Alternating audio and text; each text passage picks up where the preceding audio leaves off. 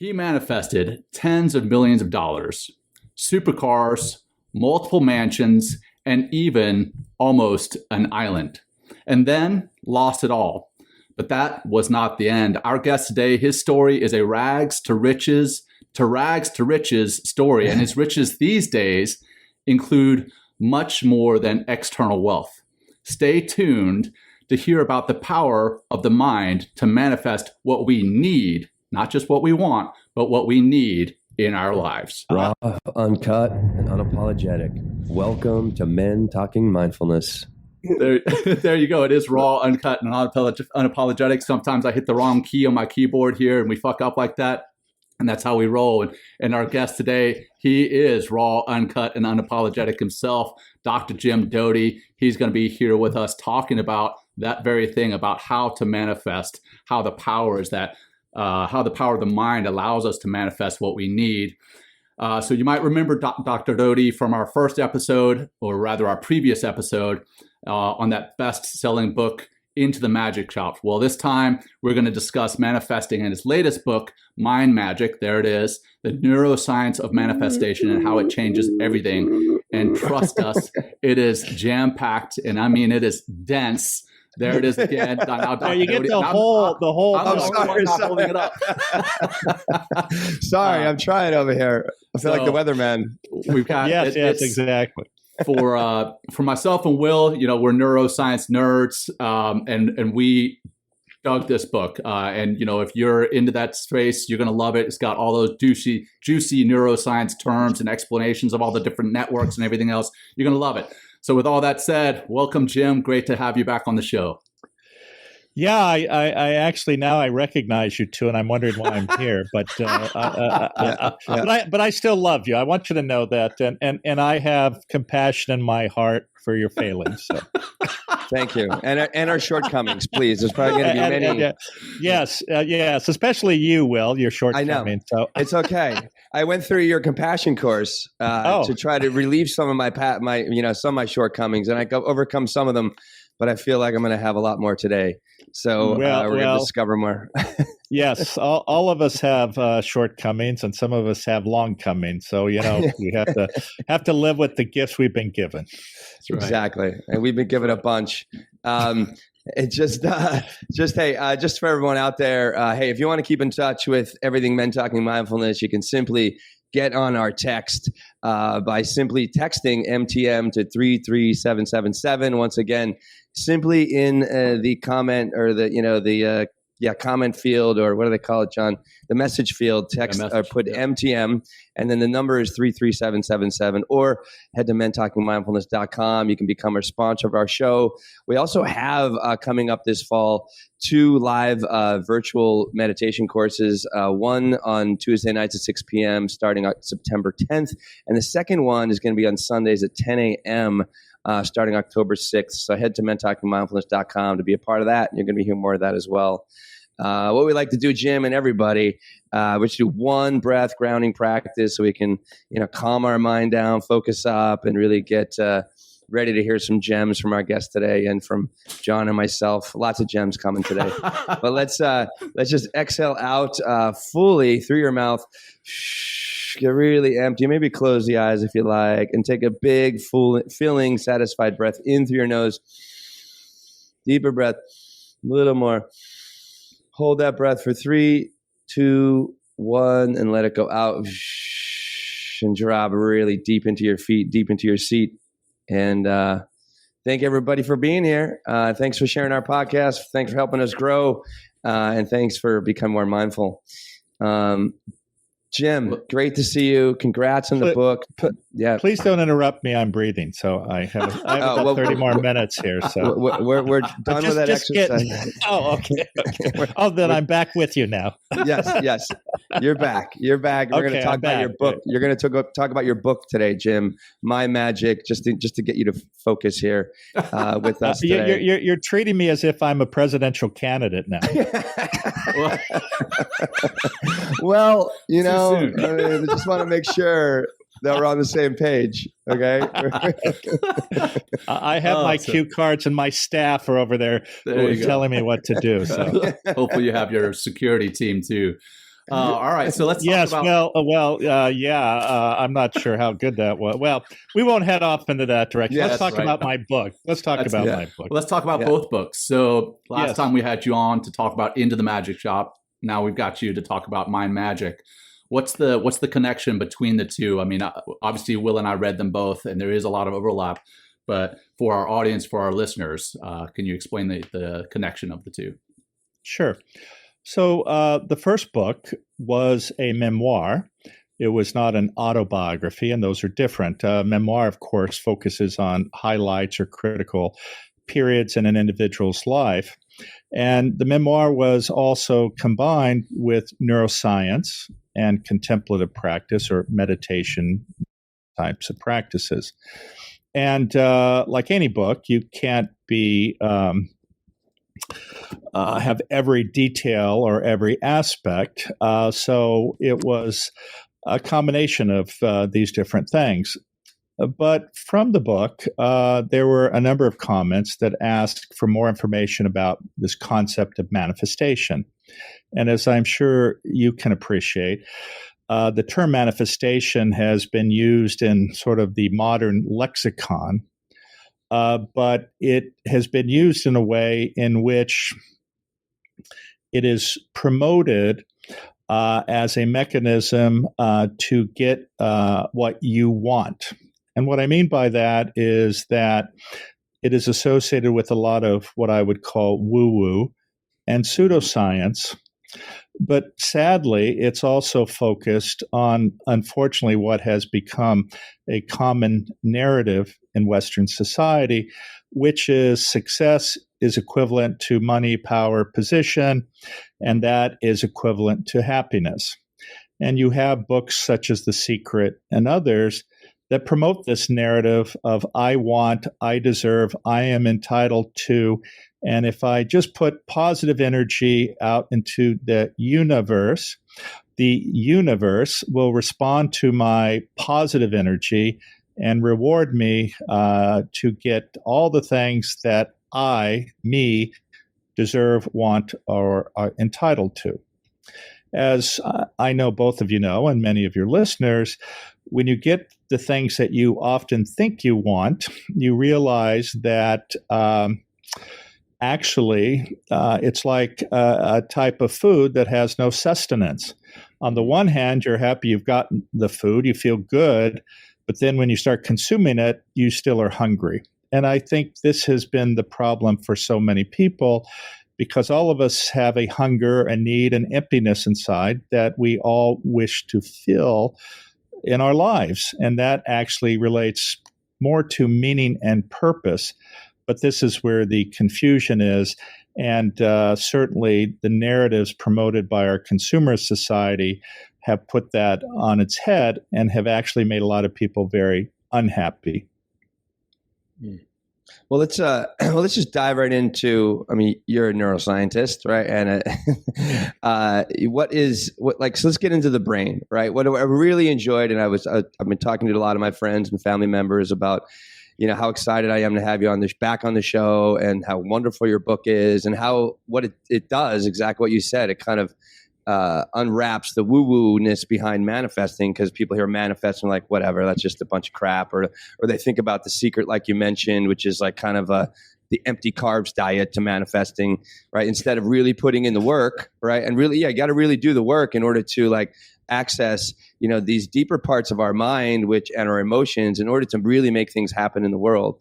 So why don't we break down, for our savvy listeners out there, the four major parts of the brain that is involved in manifesting? Sure. You sure you want to go there right now? If you want to go somewhere else, Jim, you are our guest. We can go there or something else, by all means. Well, let me help you run your podcast and organize it a little bit. Okay, for you. Thank you. Since clearly you're unprepared, damn it. Exactly. Well, I don't even remember the name of the book.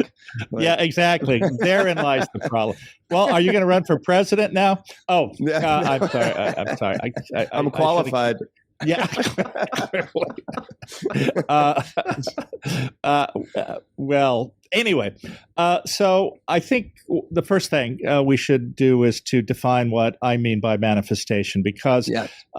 if we don't define it, people may have different Great call. perceptions or views. And yes, I know it's a great call. Thank you for noticing that. I'm just going to have you guys laughing the whole time.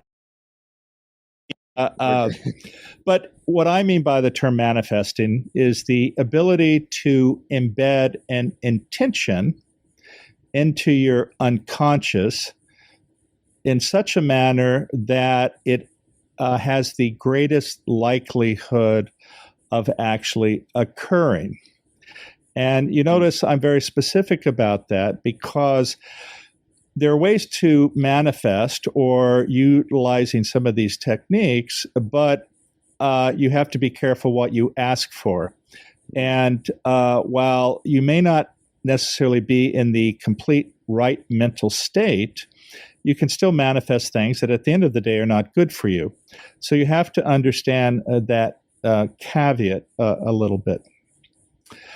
Also,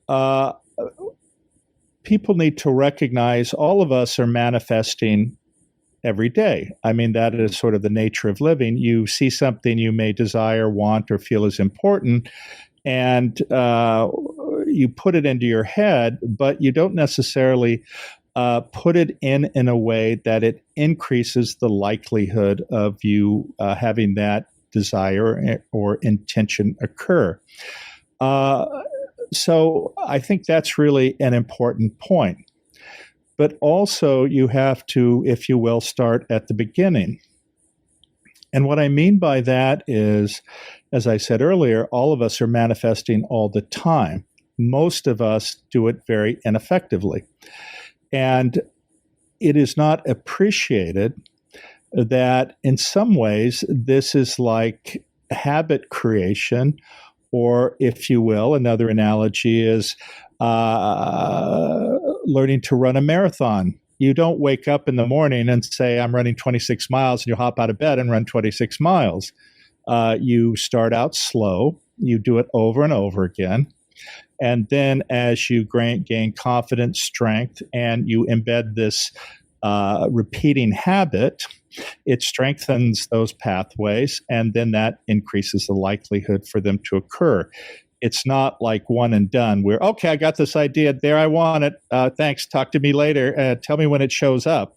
It doesn't work that way. The other aspect is, I mentioned also, all of us are manifesting, but you have to also reflect on what you have manifested to date. Mm-hmm. And this part of the problem is that many people don't appreciate that their developmental periods, their childhoods, contribute to who they are or who they become. Now, this can be for good or this can be for bad. As an example, if you have a caregiver, a parent, who is abusive to you, whether physically, mentally, sexually, and then afterwards comes and says, I love you, then what gets embedded into your head is this confusion about what love is. Mm-hmm. And this is why, unfortunately, you see people who repeatedly end up in relationships that in many ways repeat the patterns that have been embedded into them. Mm-hmm. As an example, someone may say, I don't understand this. I'm going through my third divorce. It seems as though I married the same person over and over again. And that's because they don't understand the patterns of behavior or the habits actually that have been created by repeated behaviors during especially critical periods of childhood development and bonding and attachment. And so that is a particularly important aspect to sit down, reflect, spend a period of time, perhaps even talk to a therapist about the baggage you've been carrying that has prevented you from moving forward in a positive way in your life.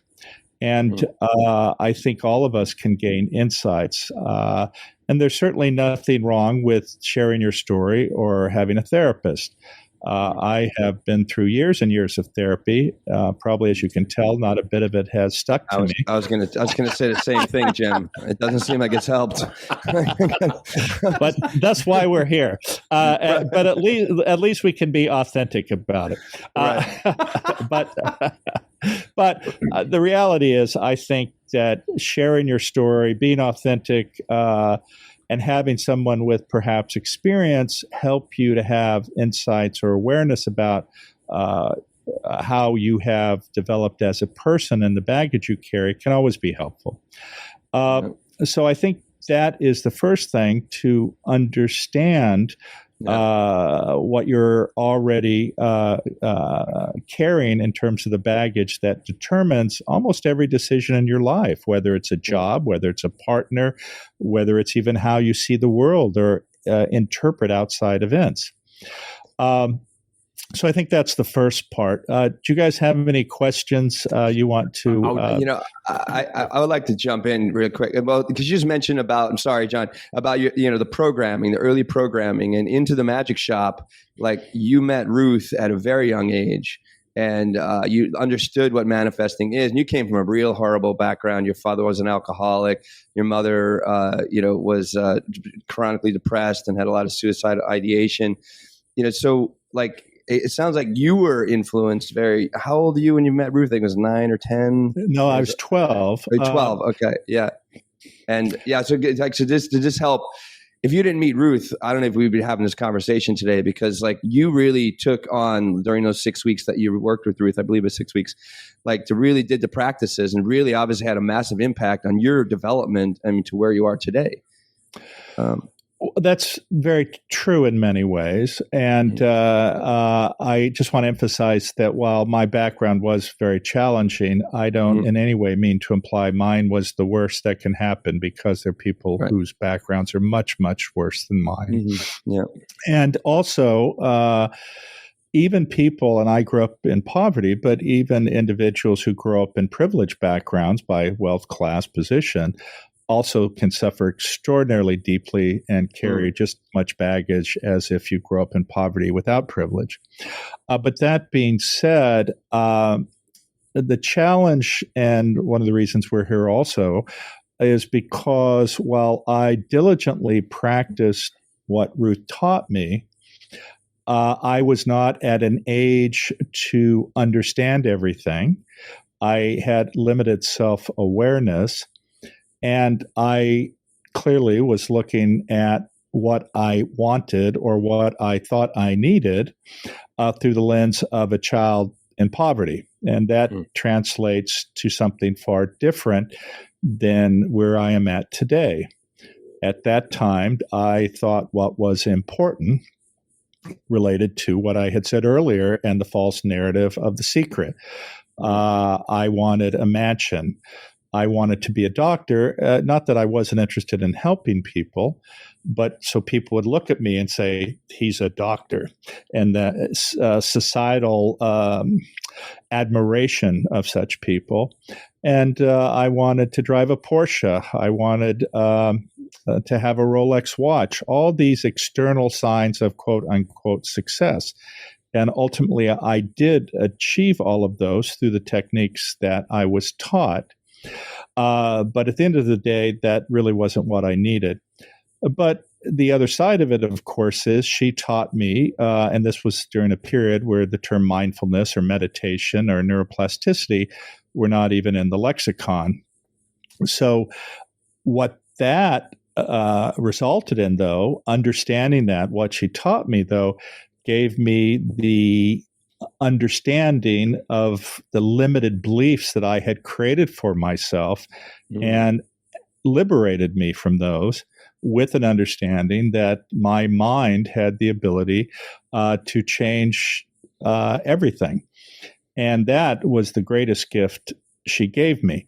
Ultimately, that has allowed me to be with you today, and hopefully has allowed me to, through my actions, have a positive impact on individuals. Oh, absolutely, it has. And for our audience who may not have read Into the Magic Shop, one, we recommend that you do. Two, just to catch you up on who Ruth is. Jim, when he was younger, he walked into a magic shop looking for a magic thumb. And the lady behind the desk. Hey, it's right here. The lady. I got it. If I remember correctly, is the mother of the owner, but she didn't know anything about magic, but she wanted to introduce Jim to the magic of mindfulness and meditation. Walks him through a program, promises him if he comes back every day, she's going to teach him something that's more magic than anything else in the shop. He goes back every day, learns about mindfulness and meditation, and it helps him a lot, but he doesn't truly learn about he does learn, but he forgets about opening up his heart.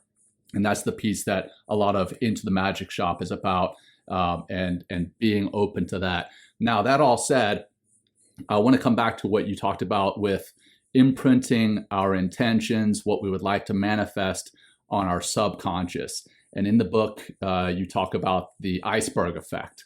Why is imprinting it on our subconscious so important? And with the subconscious being just that, subconscious, how do we go about imprinting those manifestations on it? Well, let me again give a little further definition. Please.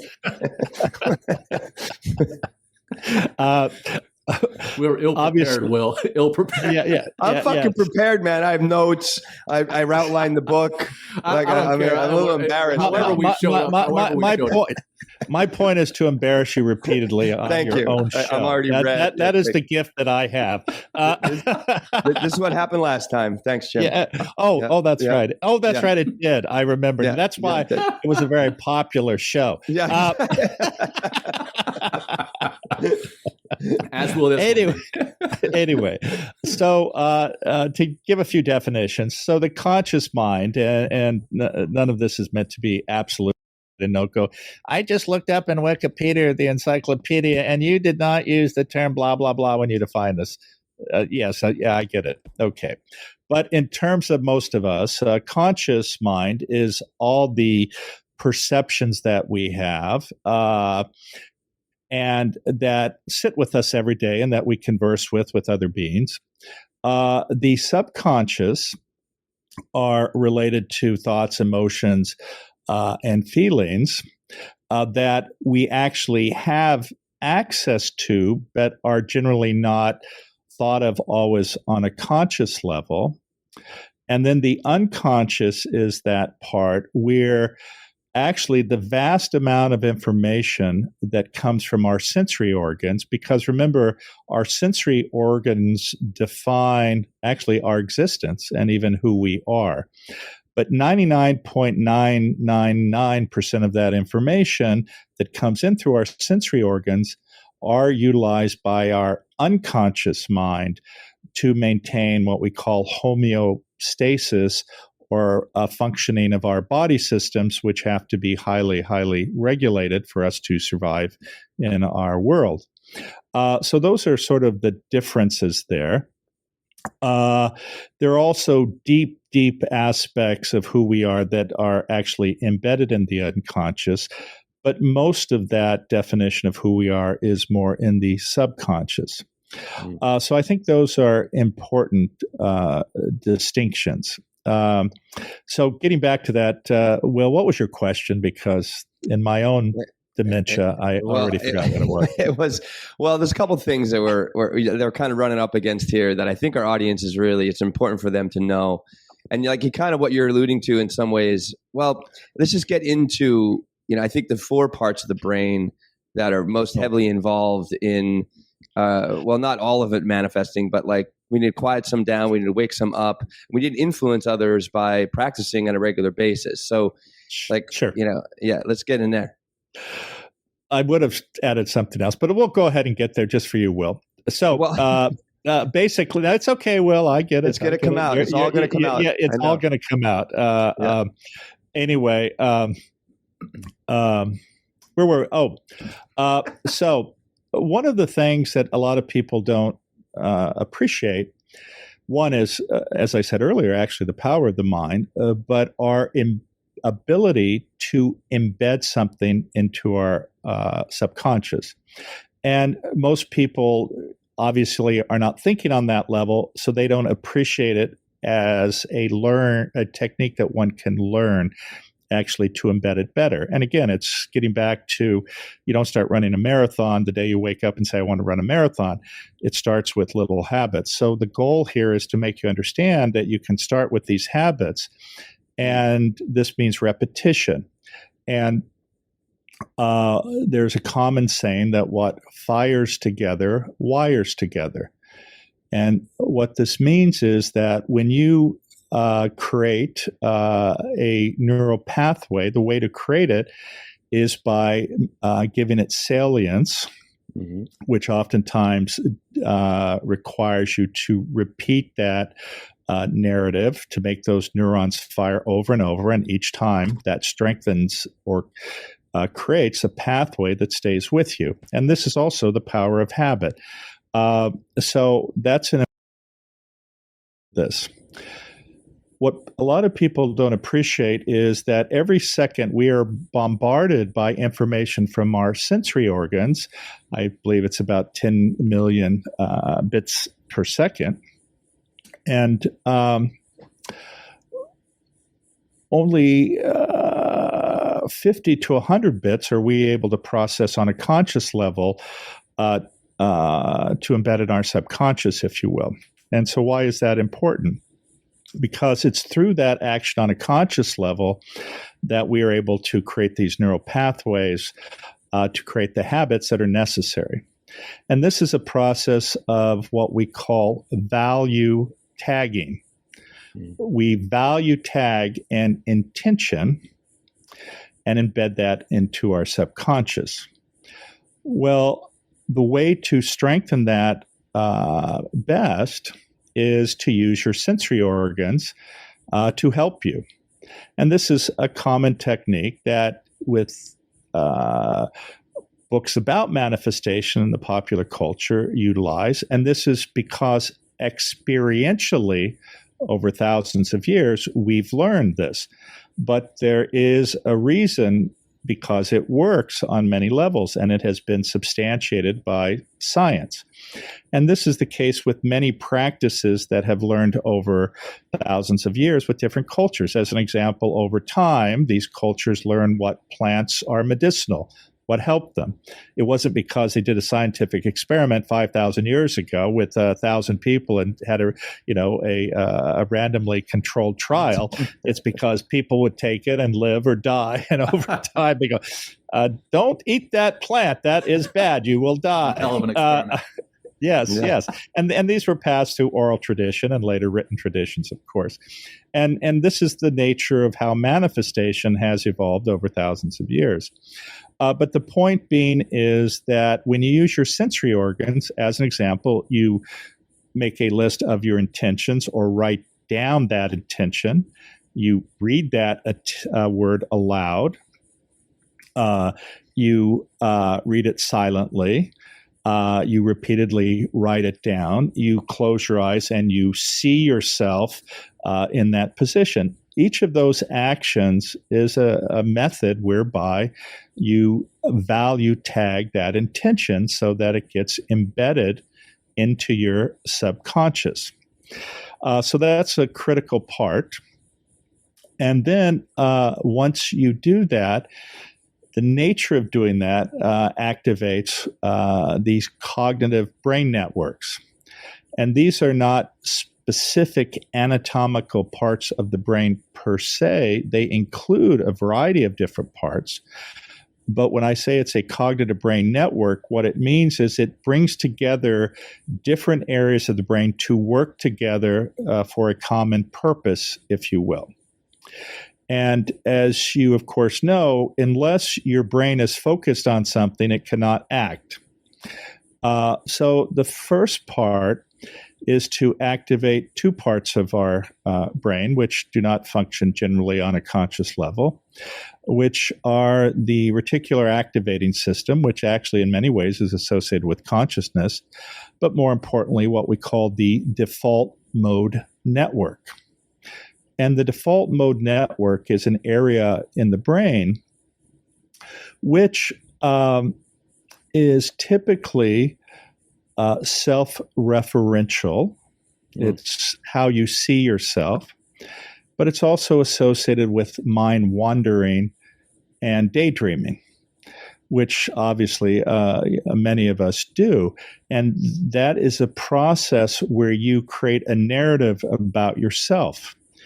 And that self-created narrative that includes the desires you want or your intention, once that occurs, then it activates something which we call the task positive network, which is actually three areas or cognitive areas in the brain that work together. The first one is what we call the salience network. And an analogy that I use in the book is that you define your intention and you put it in a file and then put it into a filing cabinet. So you have made that intention salient. You've made it important. It has a place where it sits, that it's always there saying, I'm in the file cabinet, I'm important. And then once you do that, the next step is it's pulled out of the file, if you will, or the analogy that I use is there's a bloodhound there and it smells that intention, and it then gives it the attention. And what I mean by that is that we have not only the salience network, we have the attention network.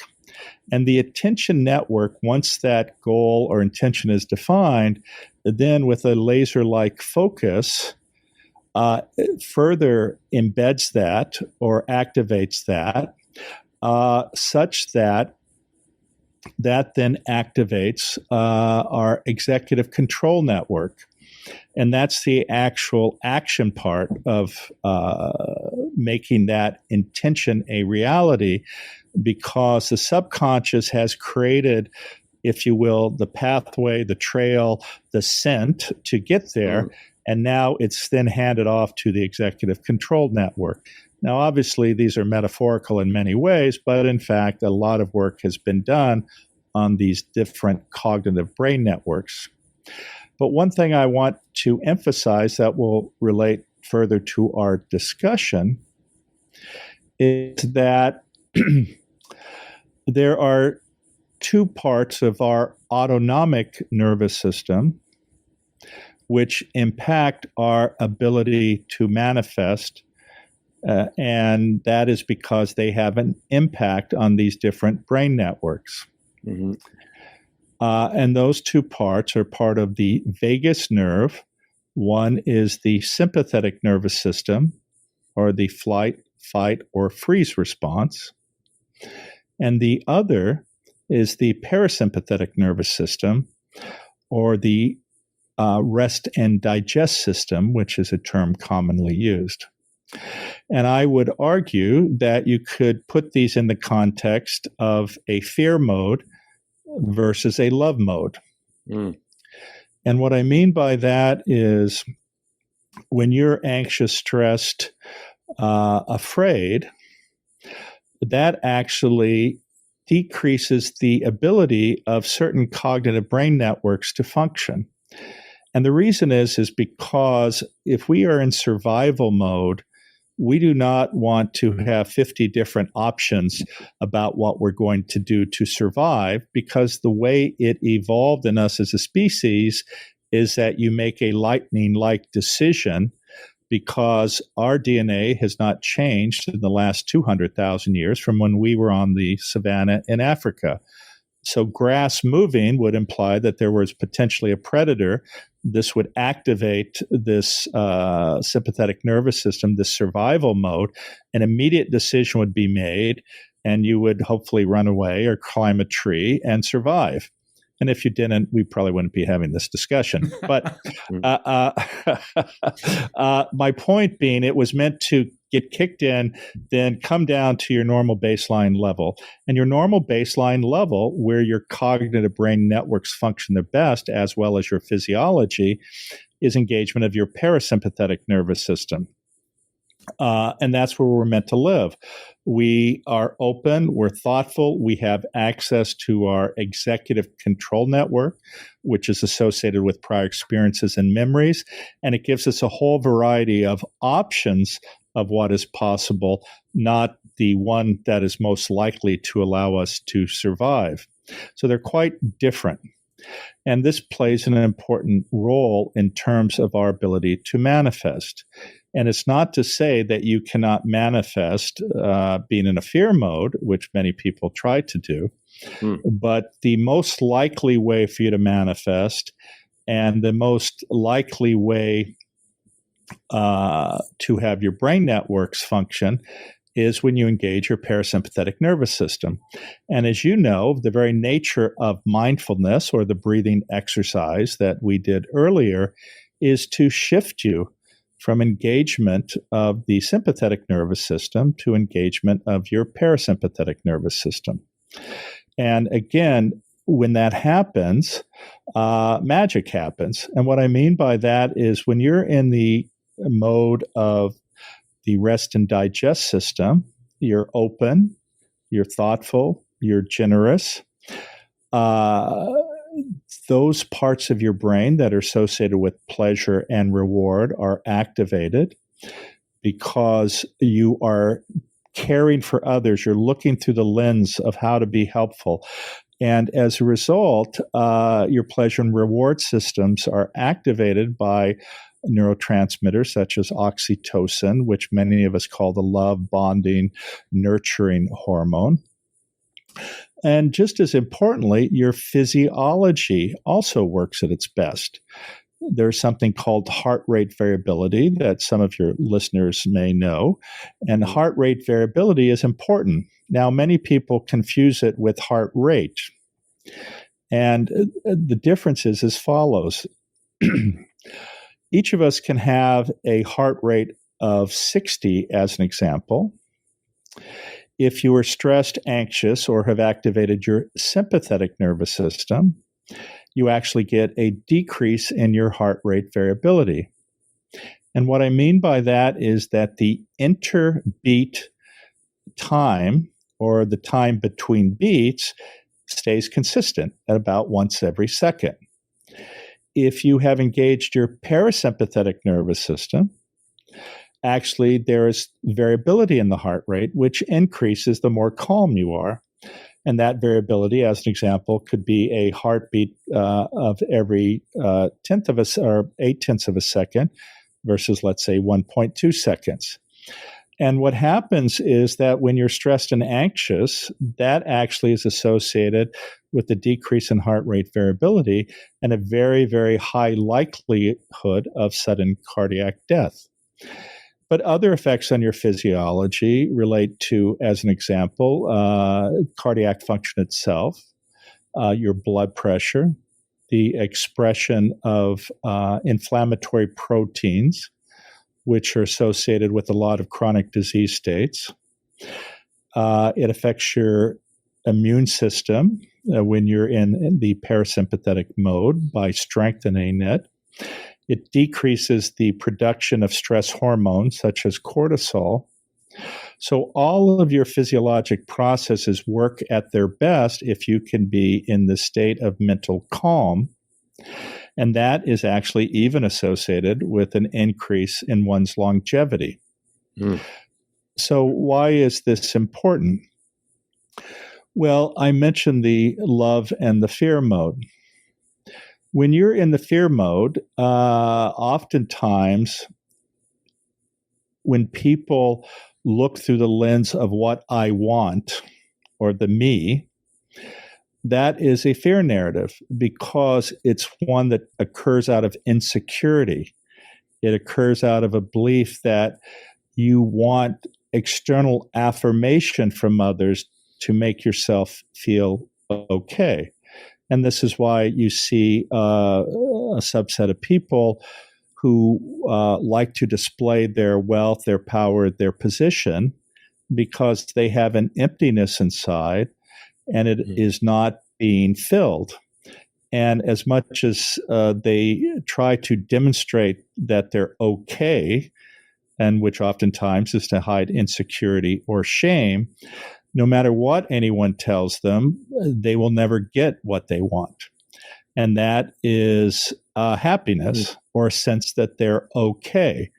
The only way you can be okay is if you give yourself permission to be okay. But it does not come through external affirmation. And that's why, as an example, you see so many individuals who are fixated on trying to show people they're okay through displays of wealth, power, and position.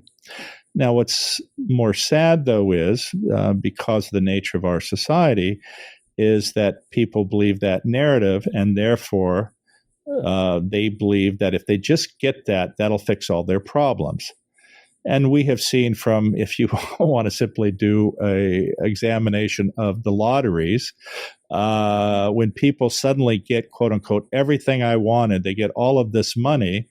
For many of those people, that's the absolute worst thing they could get, because it destroys their lives. Because they keep thinking that, oh, this money's going to buy this, I'm going to have that, I'm going to be happy, people are going to like me. And it's actually, unfortunately, just the opposite. But that is the case when you are trying to fill the emptiness because of your own fear and anxiety. Conversely, when you connect with others, when you care for others, when you look through the lens of how can I be of service, how can I be helpful, this is how we evolved as a species.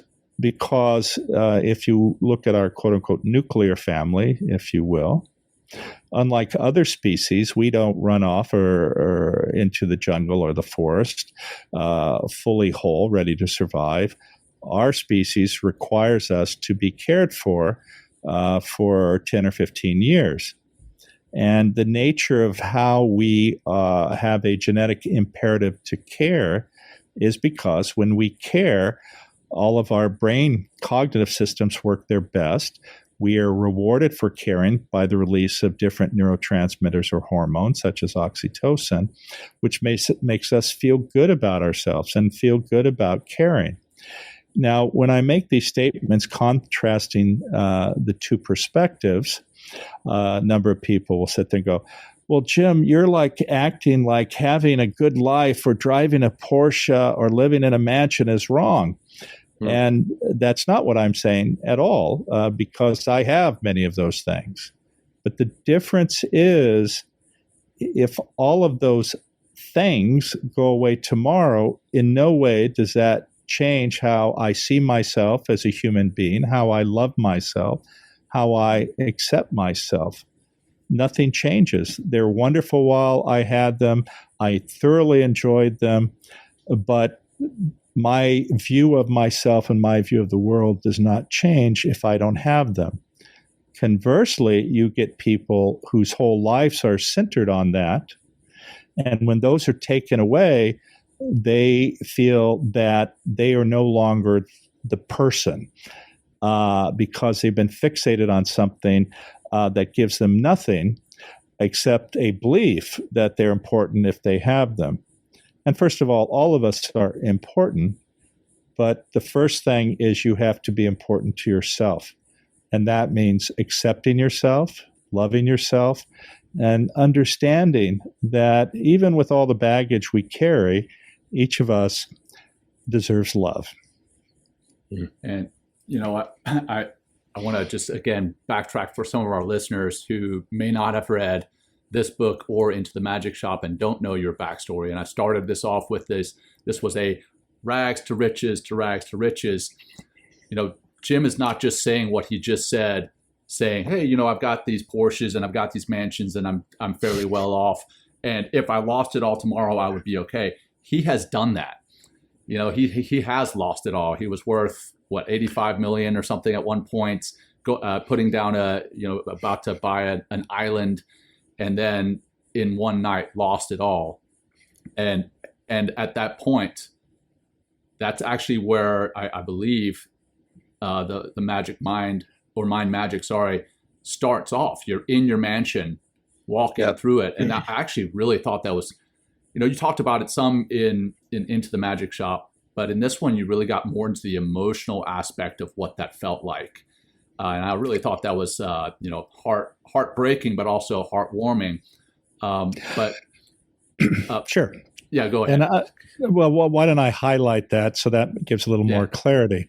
Please. So, as you pointed out, John, I lost close to $80 million, and it wasn't one night, although it felt like it. This is the dark night of the soul. Anyway, I lost it in about 6 weeks. The reason is because when you mentioned I went from rags to riches, I did grow up in significant poverty. My family was on public assistance my entire life, and so here I became a doctor. I became a neurosurgeon. I was in the Army for 9 years. I became a successful entrepreneur. I was a professor at Stanford. I was living in a mansion in Newport Beach overlooking the ocean that was filled with everything one could have. I had a Porsche, Ferrari, a Range Rover, Mercedes, BMW in the garage. I had a penthouse on the top of a building in San Francisco. I had owned a villa in Florence overlooking the Ponte Vecchio, and I was buying an island in New Zealand when all of this came crashing down. Now, the interesting thing about that is that here I was dating very attractive women.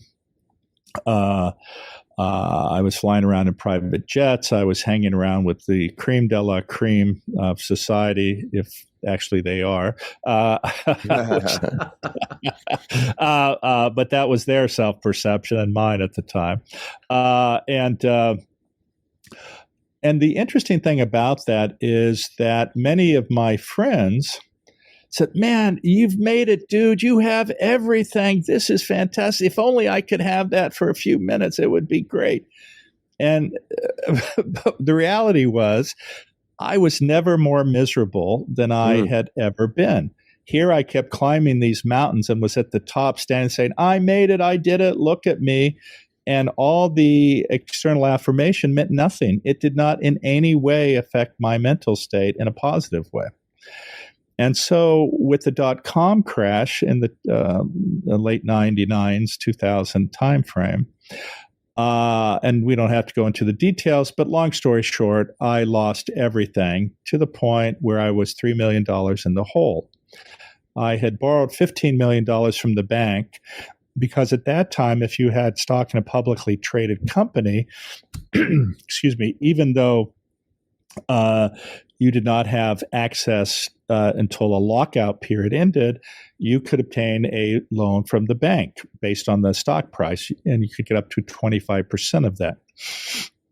And so I had. So when I lost everything, I tell people two people become your best friends. One is the banker who wants his money, and the other is your lawyer. And I had set up various trusts and things, and with the collapse of everything, I had to deal with that. And so I ended up having to sell everything. And I went through this period of deep reflection in the sense of what had I missed in these lessons from Ruth. So I did go back to the house I had lived in, which had very little, if any, furniture left in it because I had moved to San Francisco and was actually going to sell it anyway. And so I went through a great period of reflection there, and I realized that all the actions I had been doing were out of me. I needed to have. If I just had, I would be accepted. People would like me. They would think I was great. They would think I was accomplished. But this was due to the emptiness I had inside of me that wanted positive affirmation and acceptance. And once I reflected on that, I realized that was not what Ruth was trying to teach me. but I was not at an age or had self-awareness, or because of my background, I could not process it at that time. And the other interesting thing that occurred during the conversation with the attorneys was that I was told that they had actually not filed the proper paperwork, and I actually did not have to give any. But after this period of reflection, I went ahead and gave it away anyway. And remember, this was while I was $3 million in the hole. And that stock that I gave away actually ended up being worth $29 million. But what happened there? It changed everything. And it changed everything in the sense that I recognized that not being focused on myself, but being focused on those outside of myself, those who were suffering, those who needed my help, those close to me who I could connect with and be present for them, were what was really important. So I ended up setting up health clinics and blood banks around the world. I set up a program for adolescents affected by AIDS, HIV, which my older brother died of AIDS. I set up programs for the disabled. I set up endowed chairs and scholarships and research programs at different universities. And, excuse me, the very nature of doing that changed everything. And while on the one hand, we said I went to rags to riches, which was literally true, when I went to rags again, you have to remember I was a neurosurgeon, so I was not going to starve. I was still in a position where I could make 99.9% of more than most people in this world. But in many ways, I was empty. There was nothing there. By giving everything away, I tell people, actually, that's when I got everything. Because it gave me the insight and the awareness of what was important. It gave me the insight and awareness that connection to others, being of service, looking through the lens, realizing that all of us are suffering, is actually the most powerful thing we can do to fill the void that I was talking about. This is what gives our life meaning and purpose. And it also effectively is a health tonic in the sense that it increases your longevity and makes all of your physiology work its best. And that changed everything.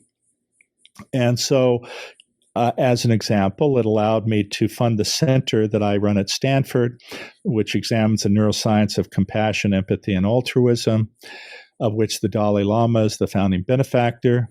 It resulted in my developing a relationship with him, becoming the chairman of the Dalai Lama Foundation, subsequently becoming friends with Desmond Tutu, Thich Nhat Hanh, and many of the leading spiritual and religious leaders, Sri Sri Ravi Shankar, Sadhguru, Amma the Hugging Saint, Eckhart Tolle, Byron Katie.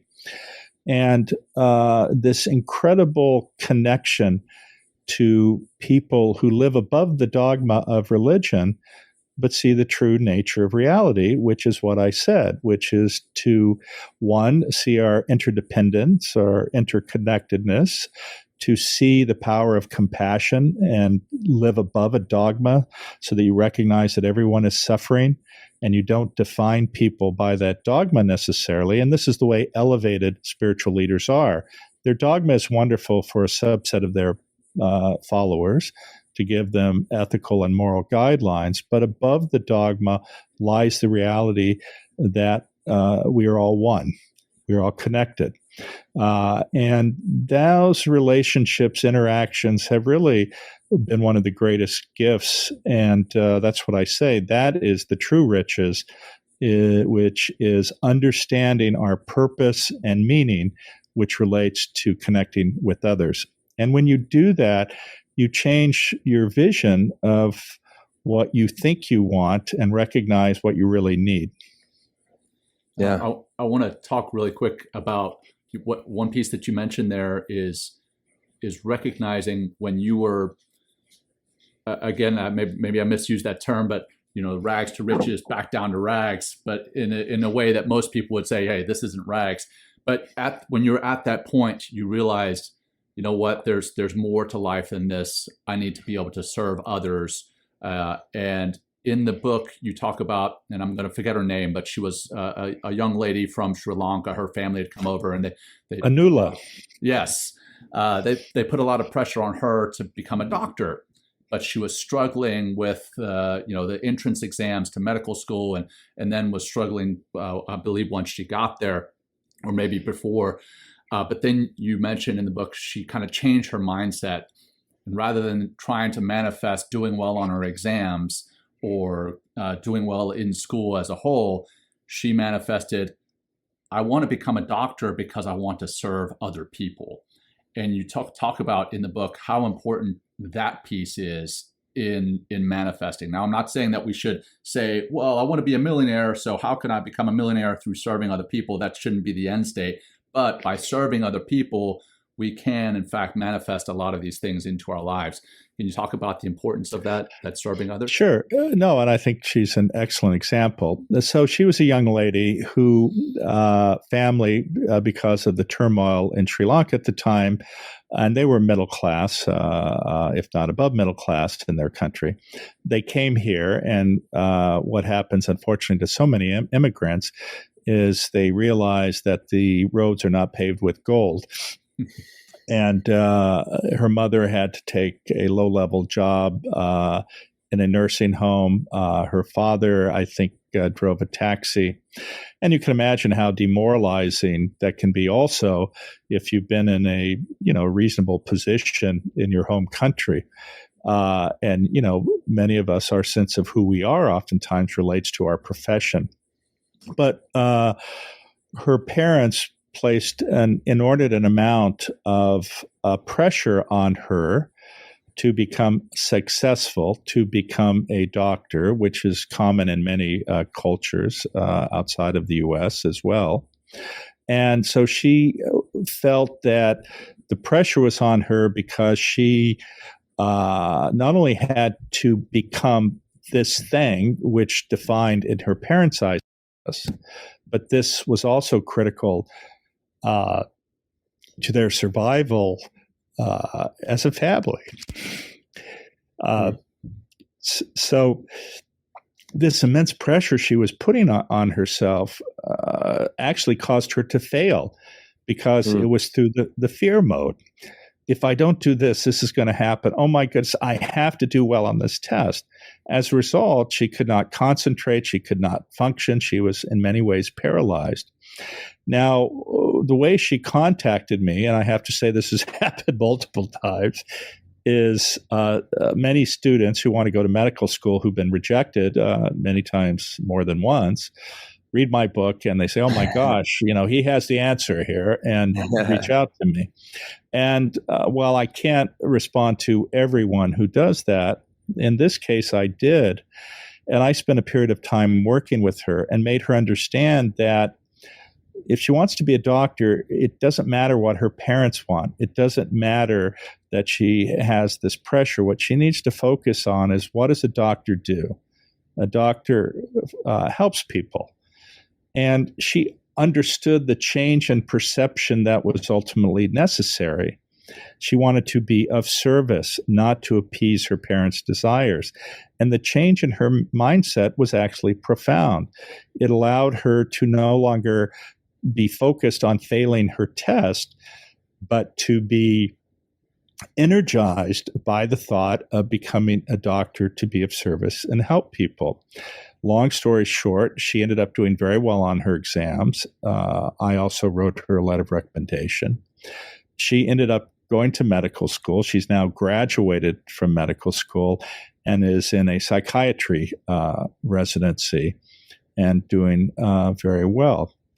But she understood this idea of calmness, of accepting yourself, of not being influenced by chasing something that's not going to give you the sustenance that is what all of us need to be our best selves. And so, and there are several other stories in the book. In fact, there's a story which I shared about Jim Carrey, the comedian actor, which is also quite powerful. But so much of what is in this book is about your ability to liberate yourself from the limiting beliefs that have been created through the baggage that you end up carrying in your life that defines who you are or who you are not.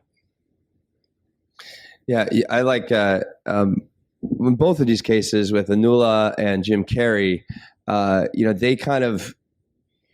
kind of brought to that place where they needed to realize, wait, what's the higher purpose here? Like, what am I really going after? And even in Jim Carrey's case with how he really unlocked his ability to really connect meaningfully with any audience was that whole question is like, what do they want? Like, what do they want? And he kept like asking that question over and over until it like really hit him. They want to be free, I think is what you wrote in the book. Yeah. Why is, that connecting to a higher purpose, like how does that help us to manifest? Like is the energy of it, like obviously we're serving or helping.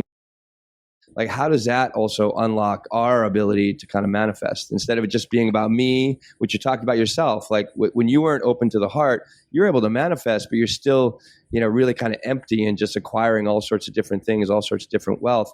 But then when you turned it around, everything started to change for you because you were working towards that higher purpose to serve other people. No, how does it work? Yeah, I think that's exactly right. Again, we talked about how brain networks function. And when you're in a fear mode, when you're saying, I want people to like me, I want to be a success in my position as a comedian or whatever, I feel they need this, I'm going to give them this. And it's coming from, I believe they need this, or I want to do this, versus understanding what people really want. And I think each of those people ended up understanding that. As an example, I'm sure you're probably familiar, although I've forgotten the name. Who is it? Who is the guitarist or the drummer for Led Zeppelin? Jimmy Page, I guess. Yeah. Do you remember Jimmy Page? Yeah. There's a great story about... Yeah, there's a great statement that he made, which I think is relative to this. He used to go out and play, during his concerts. Well, we're 20 or more years down the road from a Stairway to Heaven, right? Mm-hmm. Yet every time he went out, what that everyone wanted to hear? And it was Stairway to Heaven. And he would actually get quite angry because he'd say, I've done all this new music. It's fantastic music. Why do they keep asking for this? I hate it. And, but then he had an epiphany.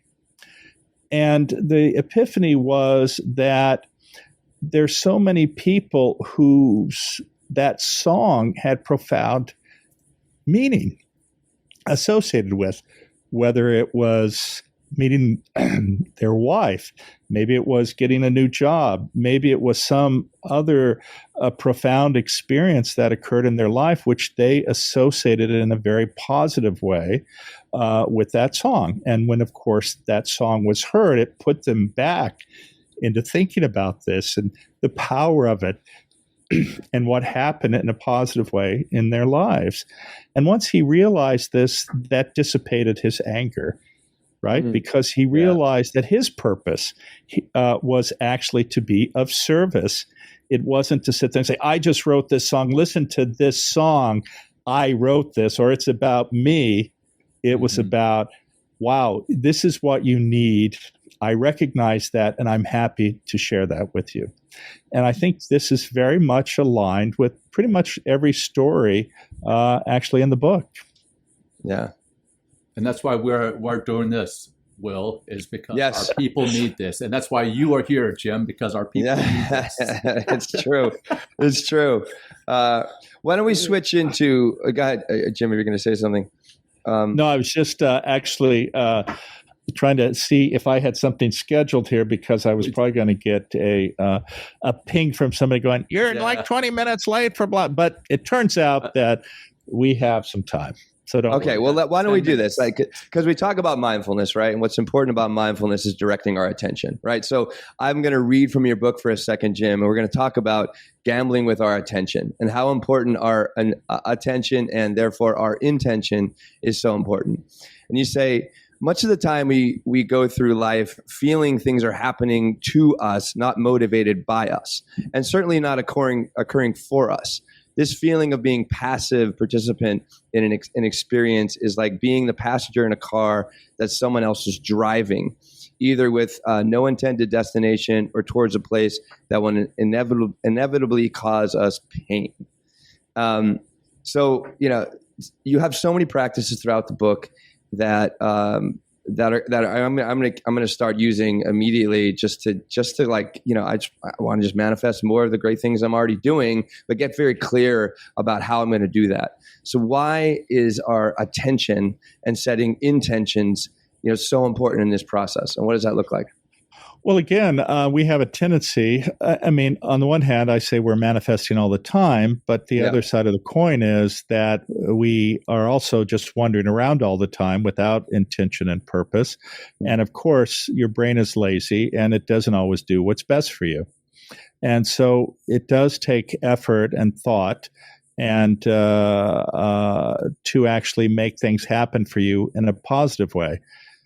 It's like people who sit on the couch and they go, I hope that guy calls who gives me that great job, even though, they've been sitting there after making one call or something and somehow expect that if they just sit there long enough and watch TV or play video games, that they're going to get the call. And I'm sure Will can relate to that. Yeah. I'm glad this happened today. I'm very glad. Will, I think you were the whipping boy last time too. I fucking was. Okay. I was. Well, we'll switch it over to John here.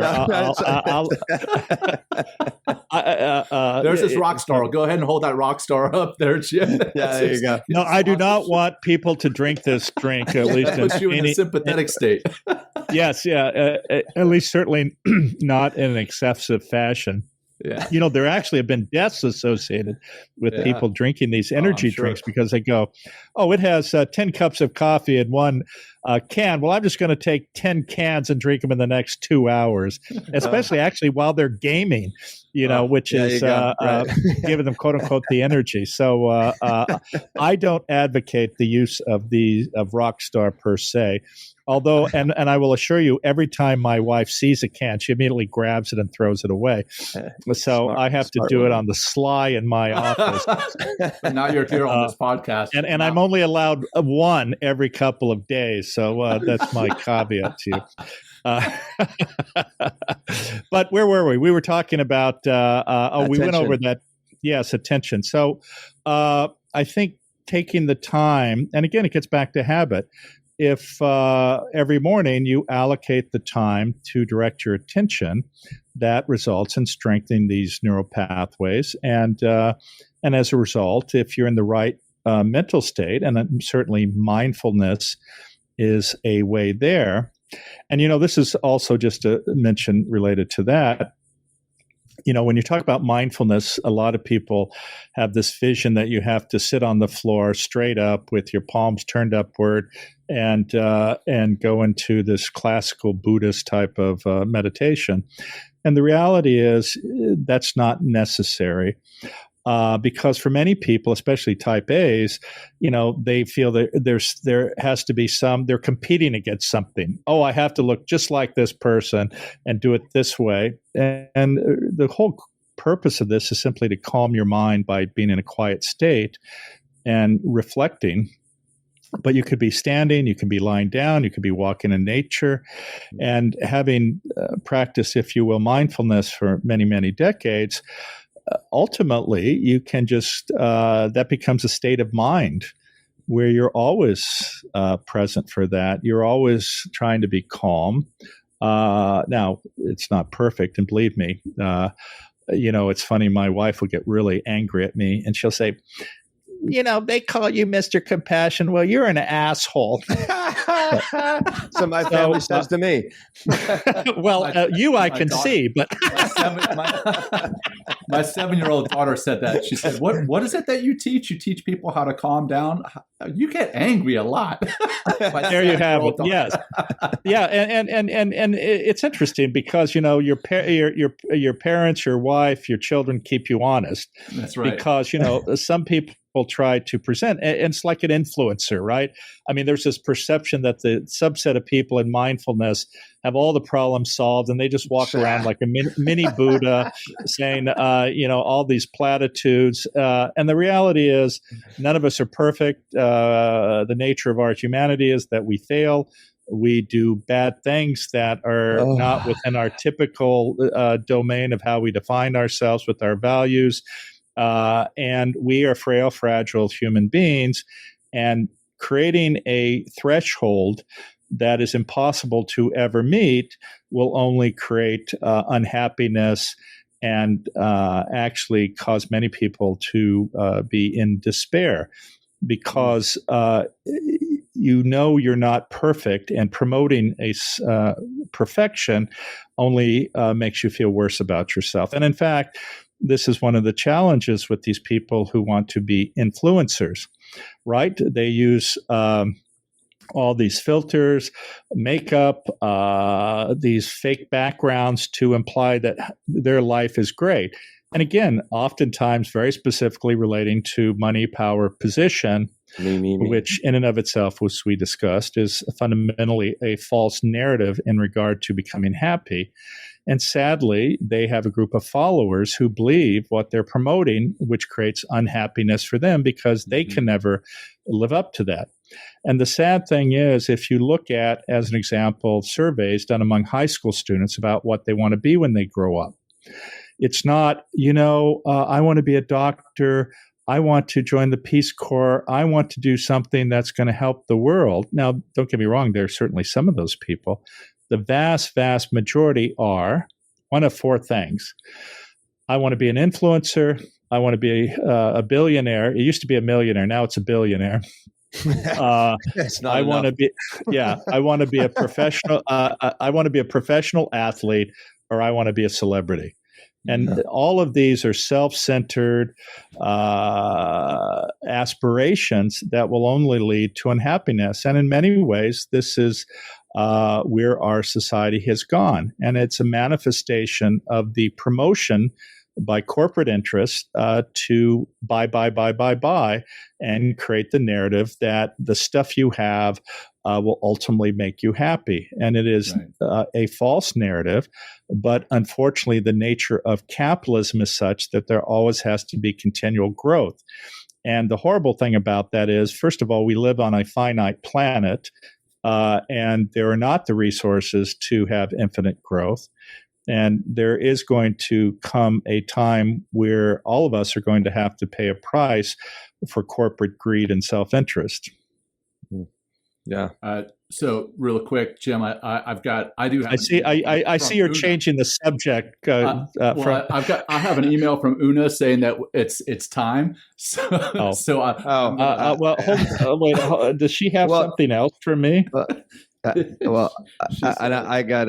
could help wrap it up if we need to eventually, but we have about 5 more minutes, whatever. Okay, 5 minutes. Okay. Well, so other than buying your wonderful book, or both books, really, they're really great. And I got to say, Jim, I like your writing as well. It's tough for me to say that because I'm kind of not liking you right now, but you are a good writer. Okay. And I appreciate the book. You're a better writer than you are a person. Yeah, exactly. I agree with your wife. You can't be an asshole, I think, is really what's happening. Okay. I'm going to get a T-shirt that says, your writing is better than you. That's okay, Jim. In our retreats, we all say that we are recovering assholes. Yeah, exactly. Yes. Well, some of us continue to be. I'm working on it. Yeah. You're at peak performance. You're at peak performance. I know, exactly. You bring the best out of me, Jim. I got to say, you really do. Out of my Will, I'm here for you. I just want you to know, anytime, 24/7, I'm here for you. Fantastic. That's true compassion. Well, there you go. Thank you, Jim. Thank you. And I feel that. So other than reading your book, and you have a lot of different practices in there, what is the best way to get people to unlock their ability to manifest, through all the wonderful work that you put in this book?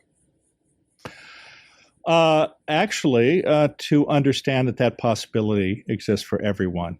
Oftentimes, people get in a state where I've done everything, it's not possible, I cannot. And this is where limiting beliefs are created. Once you tell yourself, I cannot, by its very definition, it is not possible. And I try not ever to say I can't. What I say is it may not be the right time, et cetera, versus saying I can't. So I think that's very important.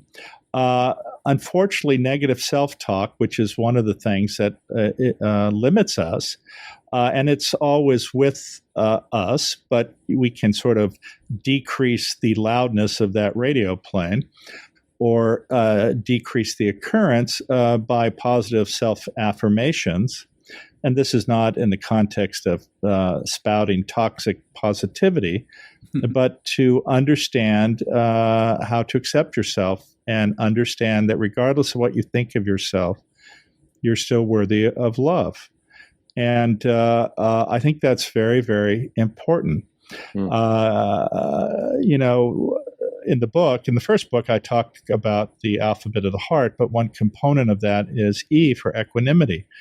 And what I mean by that is that on the one hand, and one of the reasons people chase accomplishment or acquiring things is you get this transient, although shallow, good feeling about it, and you want to maintain that. But the other aspect is a realization that the nature of life is ups and downs, and the downs where you're suffering, they are in fact transitory. They're not permanent. But once you get into that mental state with rumination, you can't see a way out. But in almost every instance, there is a way out. And by having this evenness of temperament, it allows you to sit with both of these and understand the dangers of going too far with each, but having just a calmness about you. And you can train yourself. And that's what the power of the mind allows us to do with these different techniques. So as you mentioned, there is a 6-week program at the back of the book. And I am in the process, and this is the imperial I, meaning that there are other people who are helping me do this, but I take all the credit. Of course you do. Of course yes. you do. But my point is that we're creating actually a workbook that actually can be very helpful because it'll give something you can hold, some exercises, things you can fill out. And the other exciting thing is that we're designing a 3-day retreat that people can go on. And so I'm looking forward to that. That'll probably happen next year. And it's interesting because the reason both of those things happened, not so much that I hadn't sort of thought of it, but in no way was it at the top of my list, was because actually readers of the book reached out to me. And as an example, a woman from Turkey who actually had taken our compassion training at Stanford, she said, I love the book, and, I'm an educator, and I have a good friend who makes curriculum. Would you mind if we created a handbook which you can use for people? And her and I have been now working together. Nice. Then another person came to me and said, I design retreats and things like this in the sort of the mindfulness space. And this book was so powerful, and I could see how we could do a 3-day program that would have all the components and exercises. Would you mind if I helped you with that if you're willing? I said, sure. So basically the point here is how I motivate people to work for free and take advantage of them based on their sense that I'm again, not surprised. Jim, you've revealed a lot today, Jim. Like revealed the truth behind James Doty. Exactly. Revealed on Men Talking Mindfulness. Well, I have to tell. I'll end with one quick story. It's my wife's birthday coming up, and being the typical male, that wasn't at the top of my list, and I apologize. But it finally hit me.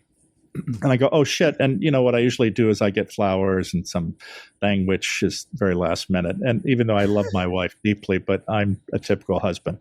But anyway, so it was pointed out to me, and my wife's favorite band is Rolling Stones, right? Nice. And it turns out that there's a concert actually tonight with the Rolling Stones. And I wanted to do something special, but, and I can certainly buy tickets out in, at the very top where you can just, you need. Yeah, right. I think he's there, although they do have big screens. But I thought I would try to do something special. And then I looked at the special, quote unquote, tickets, and they were very expensive special tickets. And so I wrote a thing on LinkedIn and Facebook. I said, does anybody have access who somebody might know that, might allow me to get these at a reasonable price? And a good friend of mine actually ended up reaching out and said, oh, well, I know the person who actually manages their shows and stuff. Let me talk to them. And the woman sent me an email and said, listen, I'm happy to give you this link. It'll give you discounted tickets and we'll give you VIP backstage passes. What? Manifesting again. Yes. But on the other hand, of course, this is also how you can inspire and motivate people and care for them, and they benefited from it, and then they feel a sense that they want to help you if they can. And I think that's the ultimate narrative of everything we're talking about, which is when you put yourself out there to care for people, you get rewarded. And this is what makes each of us happy, this sense of meaning and purpose, and also this reciprocity that isn't required, but that is a natural byproduct of these actions. Yeah. Karma's real. I love it. Karma is awesome. real. So, no, the universe doesn't give a fuck about you. There is no karma. Okay, that's true. True. And for everyone who hasn't read the book, that is literally the first line in Mind Magic is the universe does not give a fuck about you. It's just great. And as soon as I was like, that is the best book ever.